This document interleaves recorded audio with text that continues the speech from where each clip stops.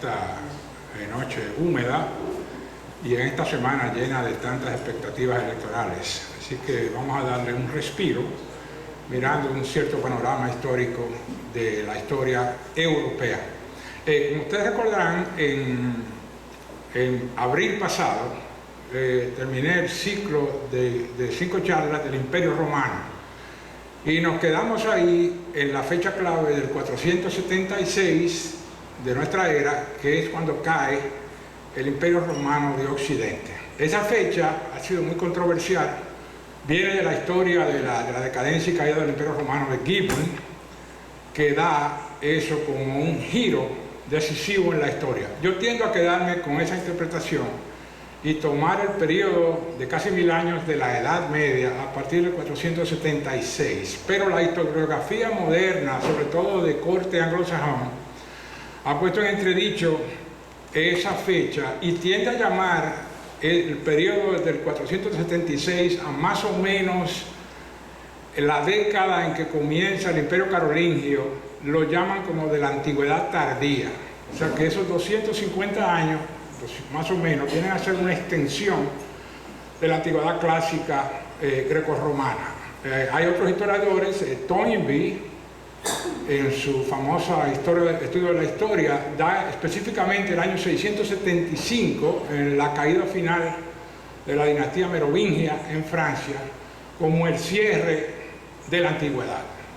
Pero para fines ya de historiógrafo y claro, es mejor tomar la fecha de fines del siglo V, el 476. Entonces, lo que yo trato de hacer con este inicio es dar más o menos 3 charlas sobre ese periodo que se le llama normalmente la Baja Edad Media, o sea, la Edad Media temprana, seguir con 3 o 4 de la Alta Edad Media, uno de la tardía, que ya es el siglo XV, una charla de los descubrimientos marítimos que realmente transforman la visión del mundo, el Renacimiento, la Reforma y cerrar con la Guerra de los 30 años. El Tratado de Westfalia, porque el Tratado de Westfalia es, si uno toma el punto de vista jurídico, realmente ese es el cierre de la antigüedad, porque ya la política no se define con términos eclesiásticos, sino meramente políticos con el concepto del Estado-Nación moderno. Sería en ese caso 1648, Westfalia, que cierra los 30 años. Pero hoy vamos a comenzar con esa cosa y vamos a hacer la cristianización de Europa, la finalización del proceso de cristianización de Europa, que comienza desde el momento en que los apóstoles tienen la Pentecostés y se diseminan por el mundo, más la formación de los reinos, siglo VI, o sea, el año 500, y el siglo VII, los años 600. Otra denominación que se le llama a ese periodo es la Edad Oscura, la cual se extiende a veces hasta la coronación de Carlomagno y a veces hasta más allá.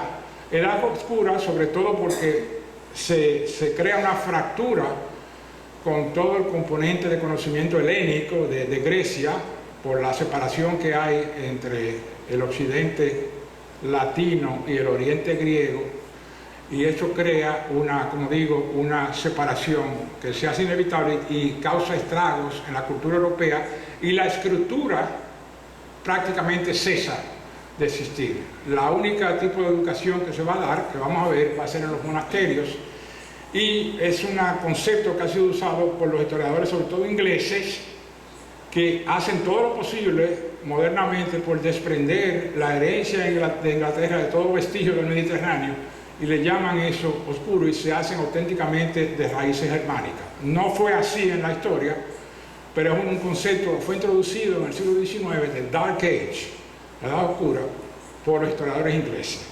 En algunos puntos fue bastante oscuro. Entonces esta fue la división del imperio que se dio a partir del siglo IV, con esa línea todavía vigente en Roma, ¿no? Lo vimos en la última charla, toda esta parte del occidente, esta parte el oriente. Hace sentido desde el punto de vista geográfico, político y cultural, de lenguas y de costumbres. Entonces, esta línea corresponde actualmente más o menos donde está la capital de Belgrado, en Serbia, que era Sigistum.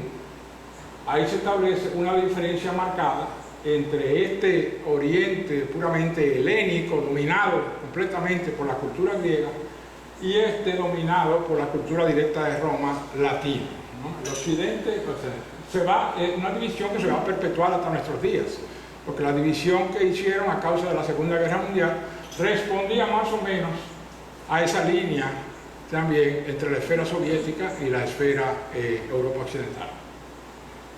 Pero esta es la que hay.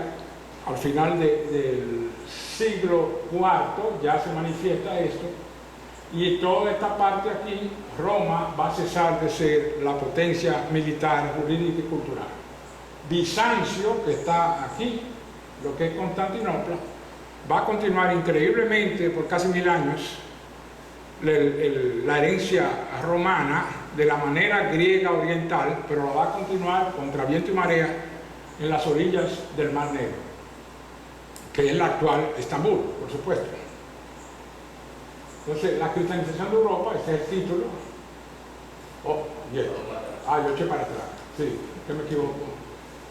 Esos son los 3 factores que van a formar lo que se llama la cultura cristiana, ¿verdad? Europa va a ser definido como cultura y el comienzo de la era cristiana, lo que define, lo que le da sentido de autenticidad, de particularidad, es el hecho de que un conglomerado de pueblos, todavía no naciones, van a tener creencias morales y espirituales comunes. Eso responde a todas las culturas. Si hay una cultura semítica, responde a ciertos parámetros. Pero la clave siempre es la religión, porque la religión es el tipo de filosofía que tiene que ver con las cuestiones de vida o de muerte. Entonces, en el sentido último de las cosas, ¿no?, que de acuerdo a la filosofía es donde se encuentra la verdad, ahí es que se define la diferencia entre las culturas. Y el cristianismo va a ser un factor esencial, de hecho, que engloba los otros 2 factores. La herencia imperial romana, por supuesto, va a ser toda la herencia administrativa,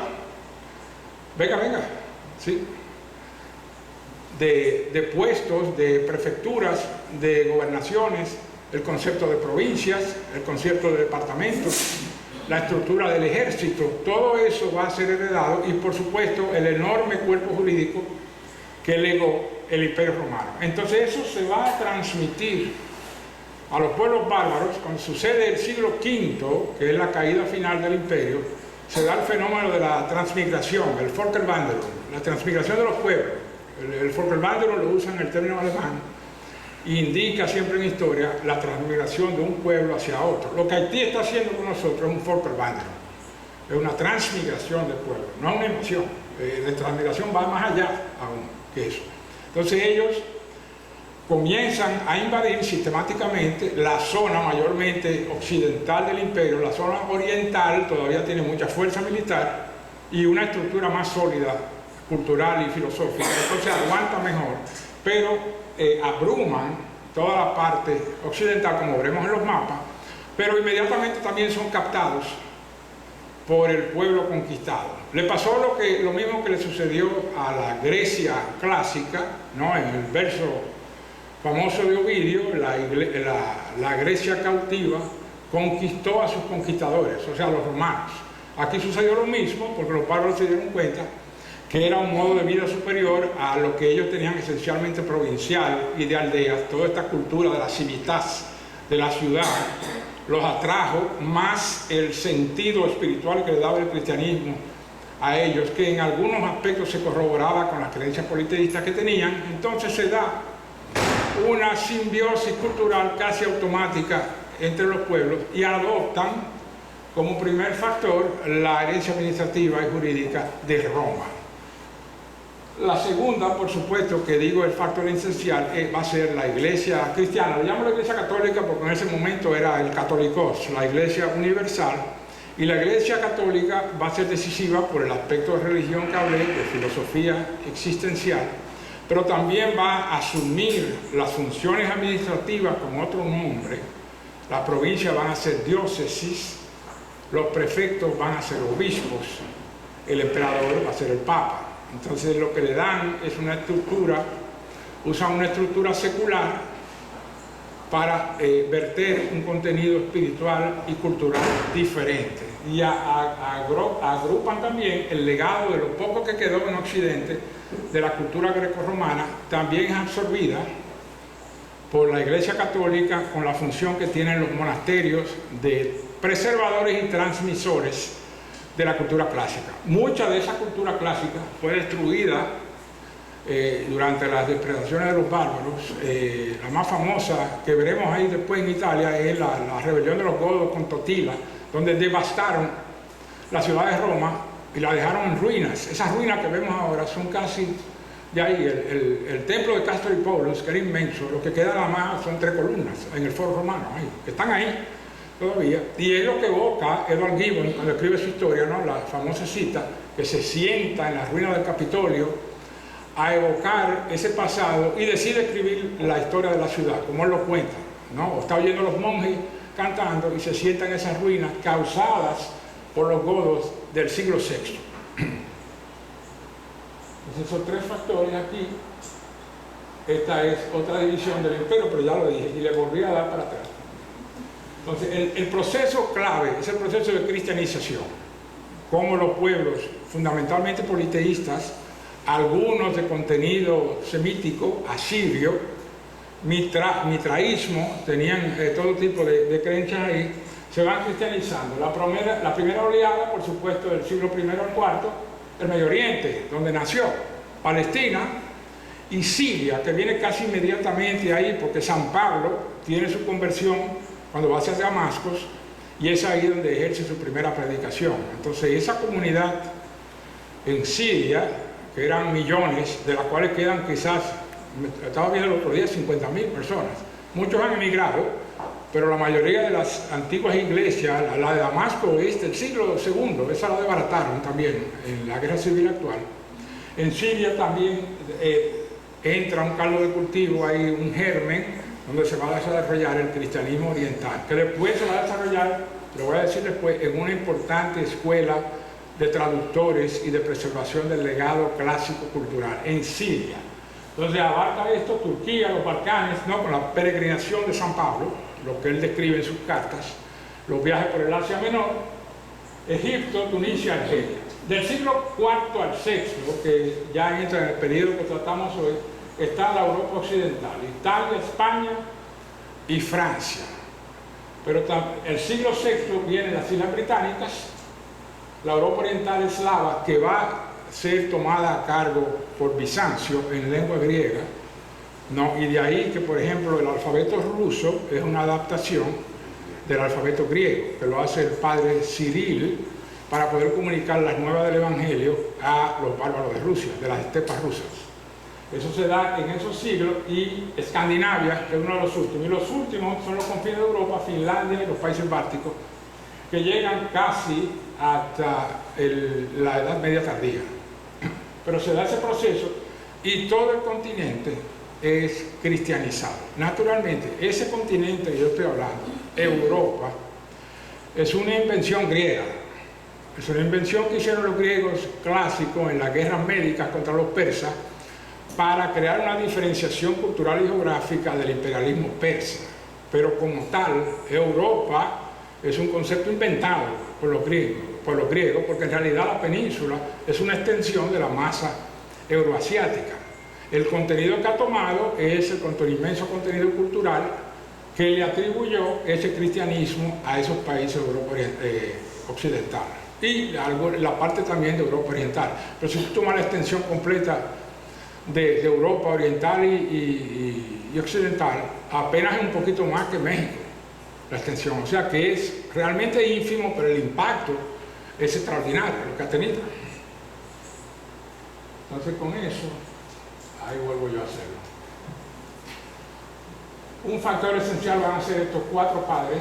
Hablé de ellos ya en el último, solamente me faltó Gregorio el Grande, pero Ambrosio es aquel que establece las pautas entre diferenciar entre el poder secular y el poder espiritual, el papado y el imperio. Muy importante en el desarrollo tanto de la religión cristiana occidental como de la cultura y la teoría política, porque se establecen 2 poderes simultáneos.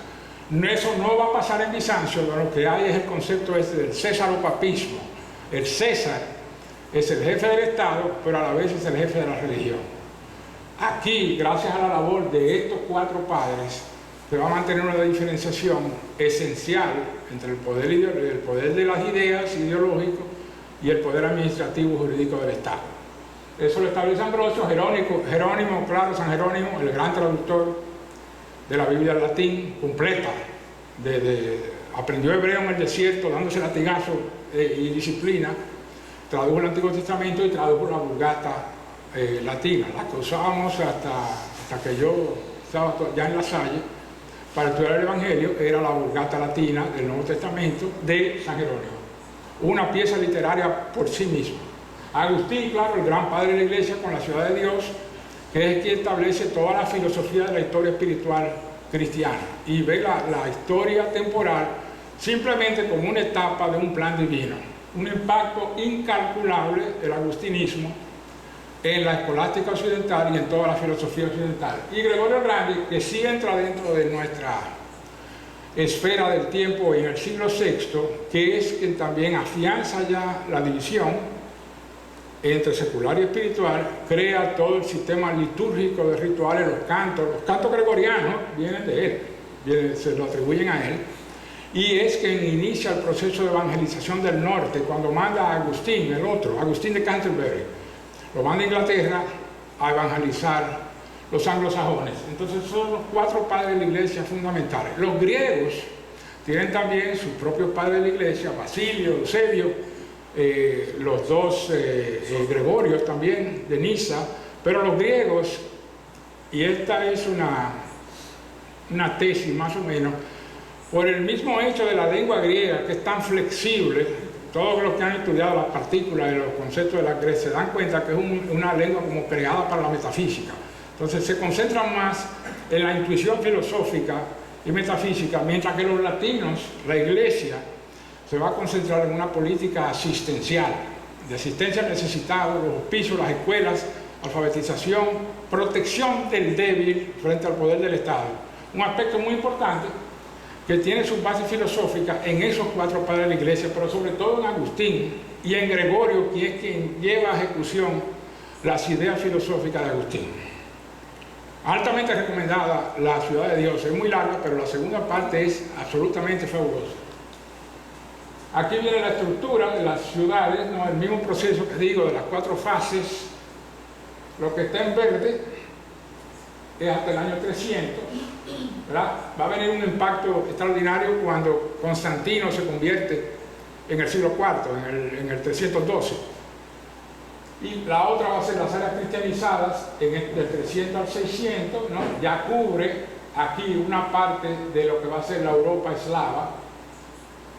Las áreas cristianizadas sajones, los frisios, los anglosajones aquí arriba, y la última va a ser toda esta parte escandinavia y los países aquí de Lituania, Estonia. Entonces va a ser un proceso. Esta va a ser el norte de África está cristianizada desde el inicio, desde el año tercer siglo, del año 200, ya habían toda una serie de estas, porque esta era el área más fértil del Imperio Romano, era la franja que hacía frontera con el Sahara. Y ahí era que venía toda la comida, todos los granos y vinos. Bueno, los vinos venían de Galia también, pero todo el sistema alimenticio venía del norte de África y la abundancia y fertilidad que le da el Nilo a Egipto, la provincia de Egipto. Entonces todo eso es islamizado.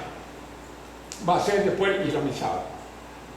Entonces son 4 fases del proceso de cristianización que se va a dar. Al mismo tiempo, a partir de las secuelas bizantinas que se desarrollan en Siria, hay una serie de modalidades, sectas, los nestorianos, los monofisitas, que se van a expandir bien dentro del Asia Central.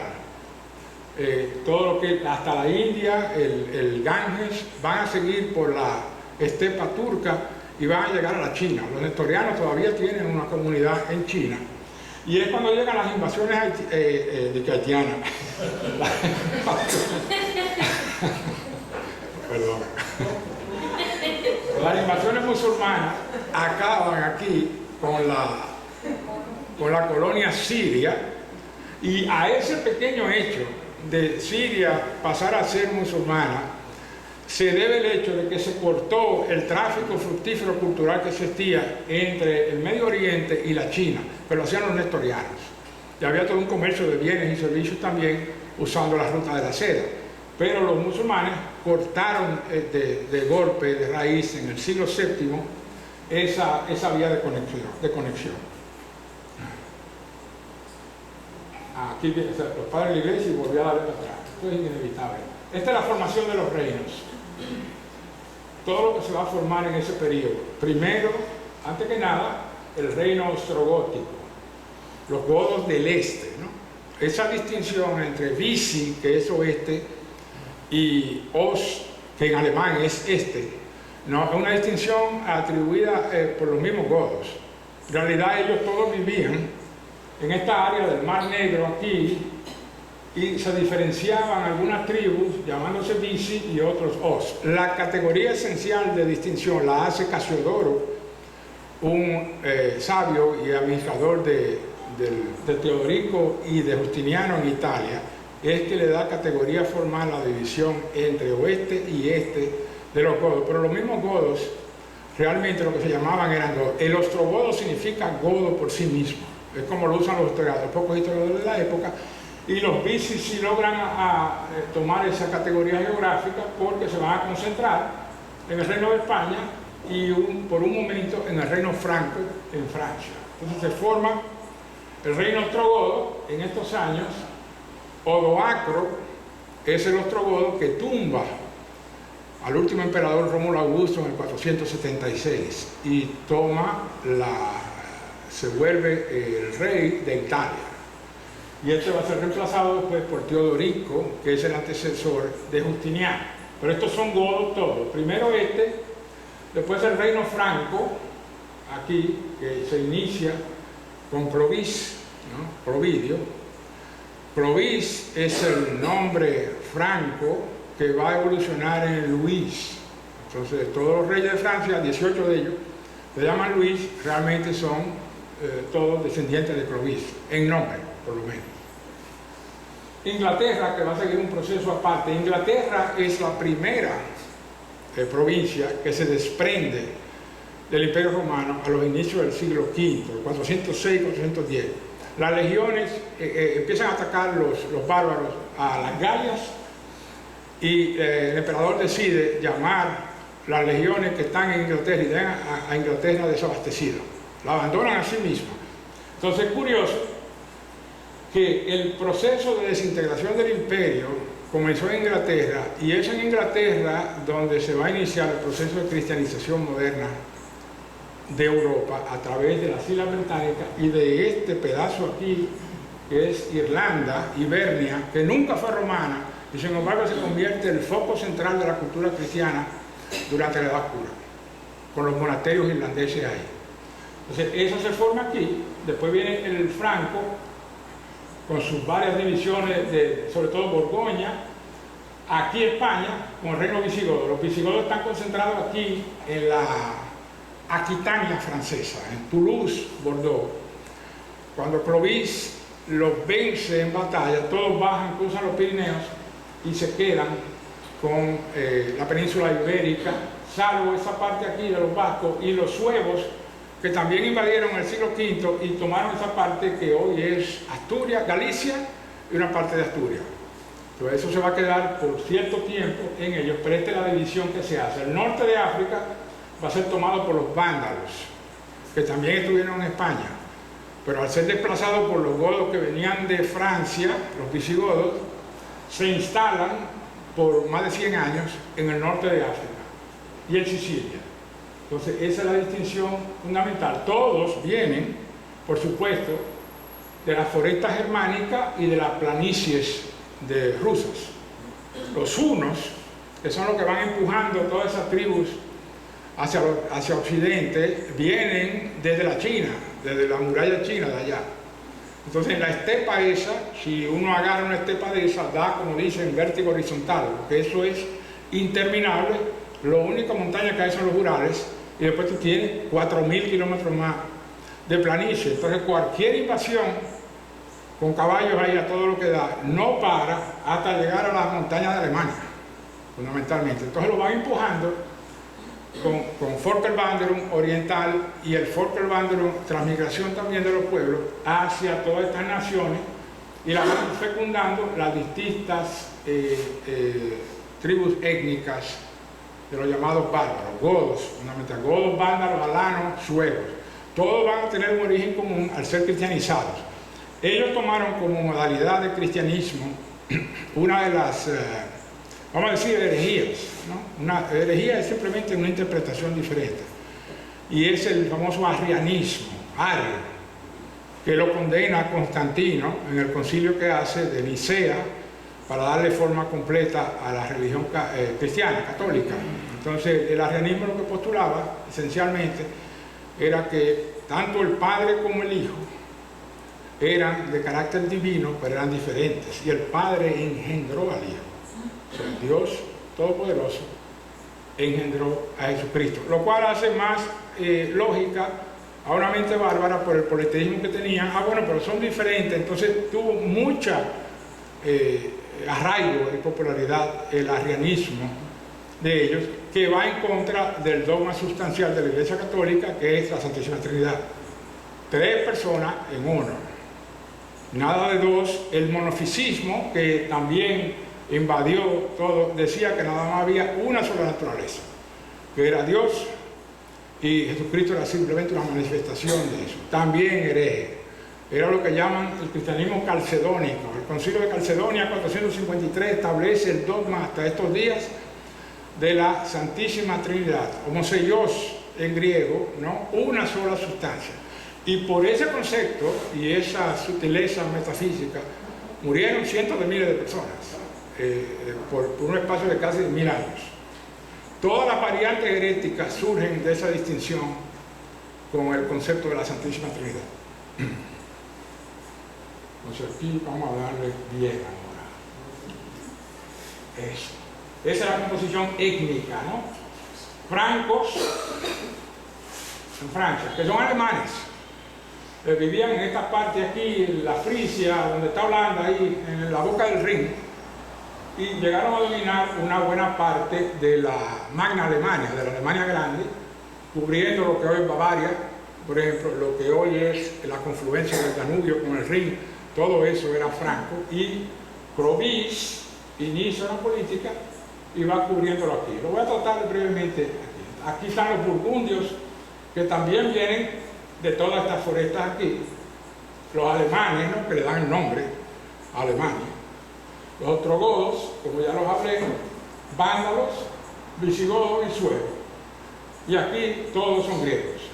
Esa es la composición fundamentalmente. Sajones, aquí en el área donde está Londres y en Kent, la punta de Inglaterra, por donde entró todo en Inglaterra, los romanos, el protestantismo, todo entró por ahí, el cristianismo. Aquí y arriba están los anglos, lo que hoy es Northumbria, Inglaterra, Manchester, hasta la frontera con Escocia, todo eso fue tomado por los invasores anglos. Todos ellos vienen de este punto aquí de Alemania, lo que hoy es el Schleswig-Holstein. La conexión que tú no sabes cuál es Dinamarca y cuál es Alemania, todos vienen de ahí, a una región que se llama End, inglés, y Sajonia, y los Jud también. Entonces el término inglés viene de ese alemán gótico, Eng, E-N-G, que significa el mar estrecho, porque el mar aquí es una península, es muy estrecho. Entonces a veces dicen que pecadores, entonces Inglaterra sería el país de los pecadores. Englishman. El término que se usaba siempre, y los habitantes originales eran los británicos. Britannia era el nombre que le atribuyeron los romanos y significa la tierra de la gente que se pinta de azul. Los combatientes, sobre todo las mujeres, iban pintadas de azul a los británicos. Y de ahí viene el término Britannia, de inglés, no, pre-inglés realmente, un término céltico. Aquí está, sí, gracias, con permiso.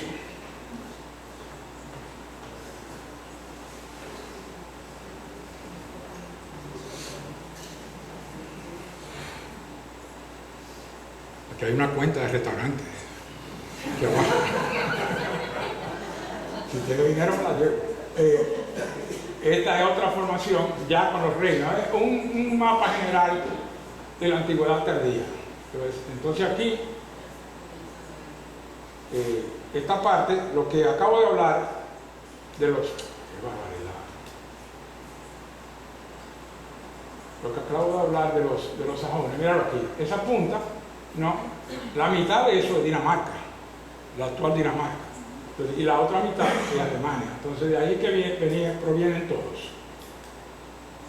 La Inglaterra, la particularidad de cada reino. La Inglaterra anglosajona fue, como dije ya, en el siglo V abandonada. Al mismo principio fue abandonada por las legiones y fue controlada por los bretones, lo que llaman los romanos bretones, muy latinizados y ya una buena parte cristianizados, y comienzan a sufrir invasiones desde el mismo siglo V, como dije arriba, la parte amarilla por los anglos y abajo por los sajones.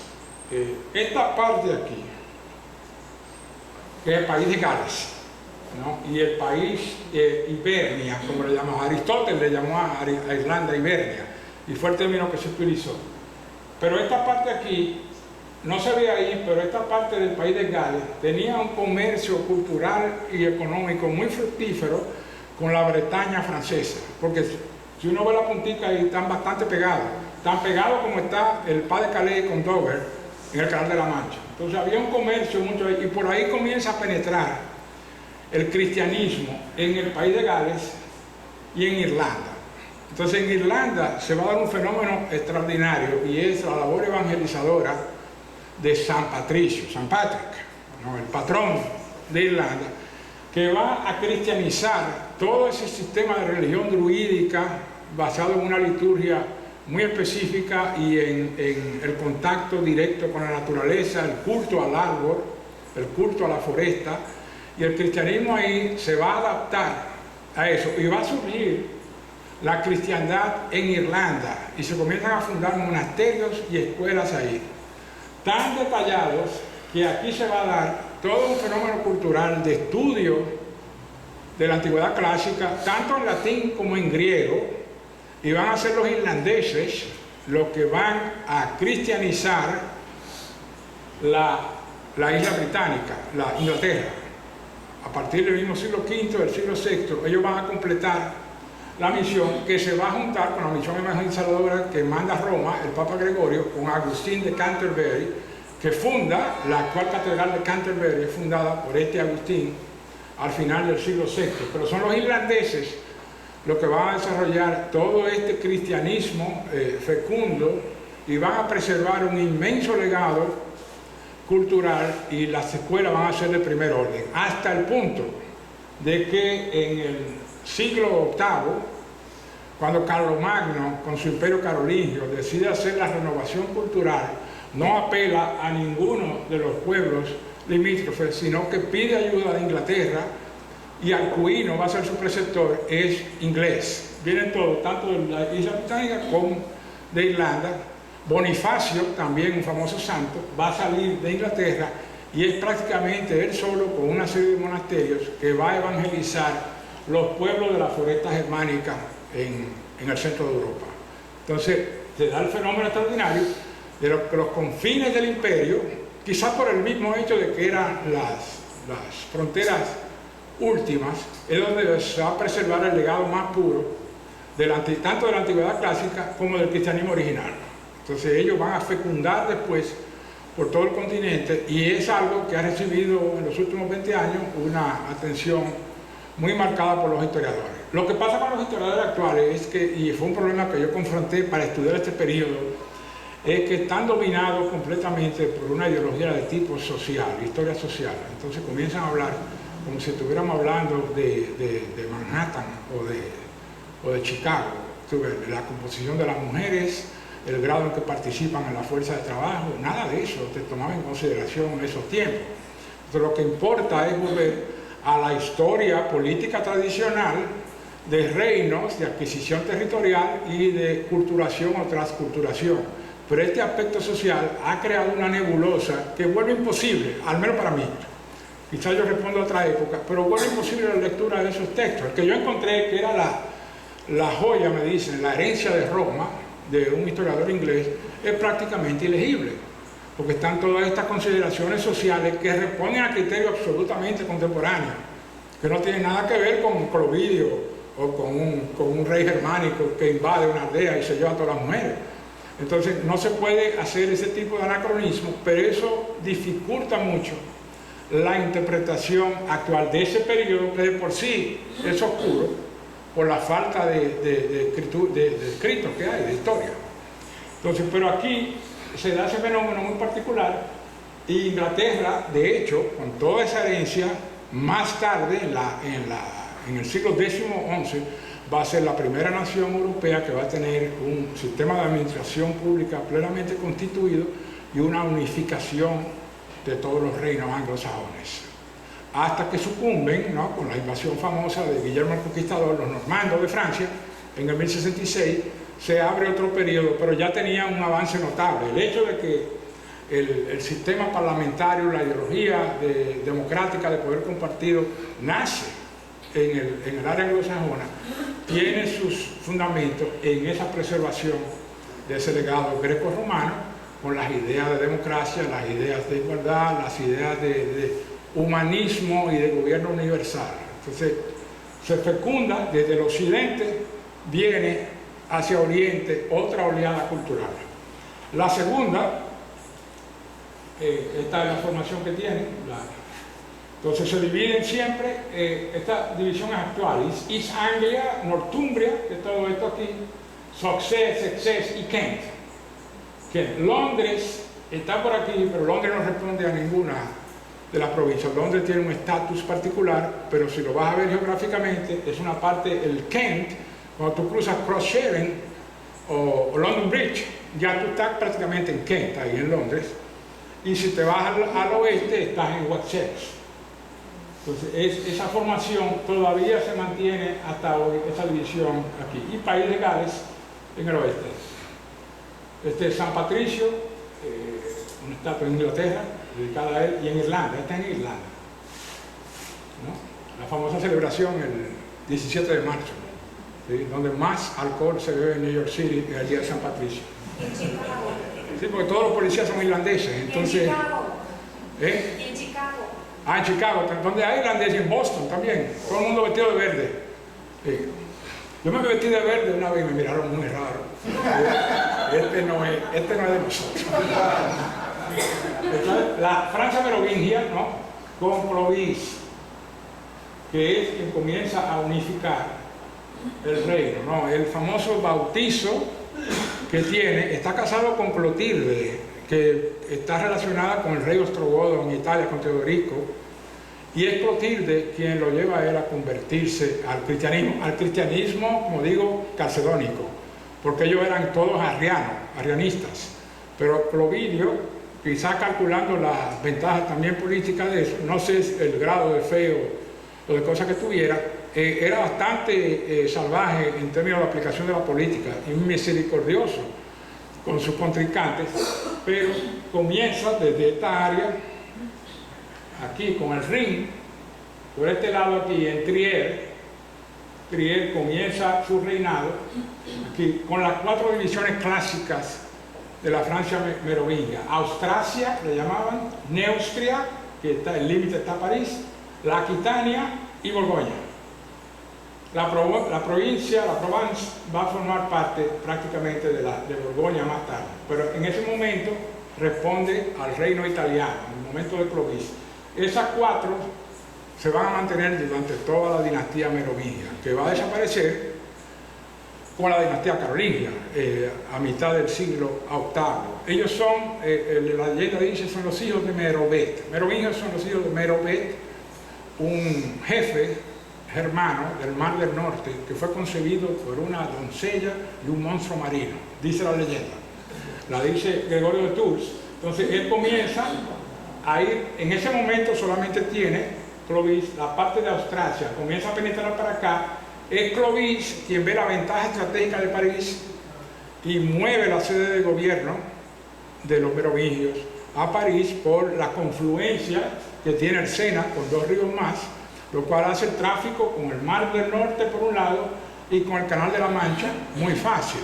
Aparte de que en la Puerta de Orleans actual, ahí tú ves la planicie del sur, que permite el acceso ya para adentro, para Tours y para Aquitania. Y igualmente, por el este se puede llegar a la ribera del Ron, y por los ríos también se puede llegar. Entonces ve esa ventaja y mueve la sede de gobierno a París más o menos en el año 500 y fundan ahí la iglesia de San Genoveva, que no creo que exista ya, pero está ahí en la colina del Panteón, en París, y fundan el monasterio de San Vicente, que es la actual Saint-Germain-des-Prés, que creo que es en la que yo veía siempre ahí en la esquina del Boulevard Saint-Germain con la Rue de Jacobin. Esa iglesita que se ve ahí se llamaba antes el monasterio de San Vincent, y se argumenta que fue fundado por Clovis mismo. Entonces comienza una expansión merovingia, toma Neustria y se da la batalla famosa cuando va a Aquitania en Tours, que está en el cruce del río Loira, que, ¿cómo es? Loire, ¿verdad? Loire. Sí, pero en español es Loira. Entonces Loira, aquí se da una batalla famosa en Guillet, donde él vence y mata en combate cuerpo a cuerpo al rey Atarico visigodo y conquistan toda la Aquitania. Entonces Clovis es realmente el fundador de la nación francesa, prácticamente. Lo único que va a quedar es una parte aquí, provincia, que la tiene todavía Teodorico, el ostrogodo, y esta parte de Arles, que se llamaba la Septimania, que duró bastante tiempo en manos visigodas y luego en manos ostrogodas. Pero los visigodos, al ser vencidos por Clovis, se mueven más allá de los Pirineos y se van a concentrar en la península ibérica, en España. Entonces esa dinastía, como todas las dinastías de esas naciones, de los principios de esas naciones, va a venir una sucesión detrás de otra de reyes que no vale la pena realmente enumerar. Consistía siempre en dividir el reino cuando se moría el rey. Cuando Clovis se murió, a los 4 hijos hizo esa división, Austrasia. Como quiera, había una división territorial, pero había una unificación legislativa y gubernamental. Respondían a un acuerdo entre estos, eran como ducados más bien. El ducado y los condados vienen de esa distinción merovingia que va a seguir hasta el siglo VIII. Es cuando vienen ya las ramas de los Pepinil, ¿no? Pepino el Medio, que es el papá de Carlos Martel, Carlos Martel es el papá de Pepino el Breve, y Carlos Martel es el abuelo de Carlos Magno. Entonces ahí se crea una dinastía carolingia que va a suplantar finalmente a la dinastía merovingia, y esa la voy a tratar después cuando vengan las invasiones musulmanas, porque la defensa que hacen los francos va a ser decisiva para el destino de Occidente. Pero va a seguir una serie de sucesión. El libro clásico, que es lo único que se sabe de Francia del siglo VI, es la Gesta Francorum de Gregorio de Tours, un prelado, un obispo en Tours, que escribió la historia de los francos. Todo lo que yo acabo de decir viene de Gregorio de Tours. Increíblemente, es la única fuente contemporánea que existe de eso. Es muy interesante ver el texto en latín, porque uno lo va leyendo y hay trozos ya que tú dices, pero ya esto es francés. O sea, ya se va formando. El latín vulgar se va convirtiendo en una lengua distinta. Algunas cosas prácticamente francés ya, en el siglo VI. Entonces aquí se comienza y viene el otro reino, el tercero. Esta es otra división de Francia, ¿no? La Gascoña. Siempre Borgoña azul, de una forma diferente. Esta Raetia es como le llamaban los romanos. Aquí es que está donde nace el Danubio. Eso sería hoy Suiza y una parte de Austria. También, como ven, controlaban Bavaria, la Turingia, todo esto, toda esta parte alemana era de los francos en esa época. Y van a pasar 300, bueno, hasta que muere Carlos Magno y se divide en el Tratado de Verdún, en el siglo IX. Ahí es que se conforma más o menos lo que hoy conocemos por Alemania. Entonces, Gregorio de Tours Aquí, ese creo que está en la Biblioteca Nacional en París, si no me equivoco. Y este es el bautizo que está en la iglesia en Reims. ¿Falta una H en Reims o eso así en español? Hay una H en Reims. Yo siempre pongo M, pero me dicen que es N, entonces es Reims. En Reims lo bautizaron a él, lo enterraron, y una buena parte de los reyes franceses están enterrados en Reims y eran coronados en Reims. O sea, muchos enterrados ahí. ¿No? No, en Saint-Denis. Coronados todos, pero... En Saint-Denis, perdón, en Saint-Denis están enterrados. Pero eran coronados en Reims, siguiendo la tradición de Clovis y el bautizo, ¿no? Con la lámpara esa y el aceite. Le ponían el aceite, supuestamente, y la colomba, la paloma que voló sobre él, para indicar que era un elegido. Entonces España, la España visigoda, siglo VI. Como digo, los visigodos están también en Francia, pero son empujados por los francos y penetran la península ibérica. Después va a haber una distinción más marcada, pero aquí van a estar por un espacio de 250 años, 260.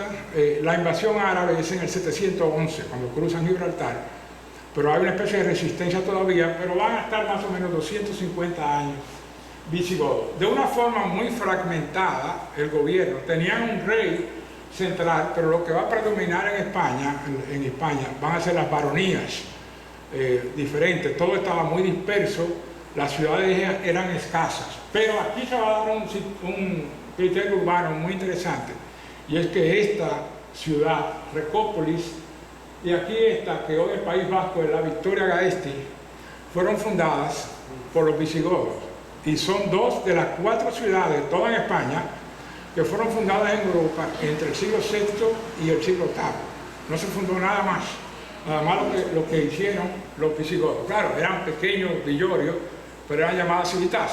Entonces eso se da un fenómeno aquí, y los visigodos crean también un código visigodo de costumbres y de leyes bastante revolucionario para la época, donde concede una serie de libertades, entre otras a la mujer, y el derecho de herencia de la mujer es afirmado en ese código a mitad del siglo VI.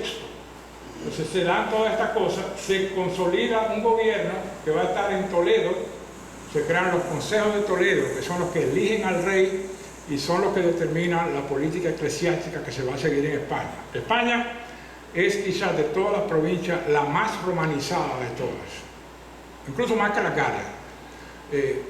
Varios emperadores vinieron de ahí, de España, de la Bética, de Sevilla, Trajano entre ellos, Adriano también. Entonces era muy marcado, y se hace muy fácil el tránsito al cristianismo, porque ya venían cristianizados de forma arriana, el arrianismo, pero se comienza un proceso de formación también de cristianización que va a ser llevado por los diferentes consejos en Toledo, que son fundamentalmente consejos eclesiásticos, pero toman también decisiones de política. El dominio en España de la Iglesia Católica fue muy acendrado desde la época visigoda. Va a tener mucha influencia. Esta parte aquí, que la voy a mostrar en otro mapa, una división más o menos a lo que respondía. Los suevos, que son germanos, van a mantener por espacio de más de 100 años esa comarca aquí de Asturias y Galicia, independiente del reino visigodo, y es el rey Leovigildo que va a conquistar finalmente esa parte del norte, donde está Santiago de Compostela, y Braga, ¿no? El norte de Portugal también. Van a conquistarlo y ellos se concentran aquí. Los vascos siempre han sido más o menos independientes ahí, pero también tenían una colaboración con los visigodos, y el imperio bizantino con Justiniano va a aprovechar la expansión y reconquista que hacen de la península italiana, y toman una posición en la península ibérica y en Ceuta, en el paso de Gibraltar. Entonces todo eso, Cartagena, ¿no?, va a ser el centro, y Córdoba, de ese imperio bizantino que va a durar 100, 150 años y va a ser conquistado por el rey godo Huitila, que lo vamos a ver en las estatuas que hay en Madrid. Entonces, esa es la parte aquí. Algunas de las transmiten muy poco, ¿no?, del legado cultural de los visigodos. Quizás un ejemplo son en las construcciones rústicas y en la lengua. Hay varias palabras: guerra, guarnición, esas cosas son visigodas todas, bando. Hay más o menos 200 o 300 palabras, quizás más, que son de origen visigodo. Estas son la Plaza Oriental en Madrid, Palacio Real. Están los 5 grandes reyes visigodos, así en línea. Muy bonito parque ese. Ataulfo, que fue el primero. Eurico, Leovigildo, que conquistó la Asturias y Galicia. Suintila, que fue quien sacó finalmente a los bizantinos en el siglo VII. Y Wamba, que yo no he visto nada notable de él, pero siempre lo incluyen como un rey importante, 680 de 190, más o menos 30 años antes de la invasión árabe. Por supuesto, el último fue el rey Rodrigo, del cual se habla que hubo una especie de traición.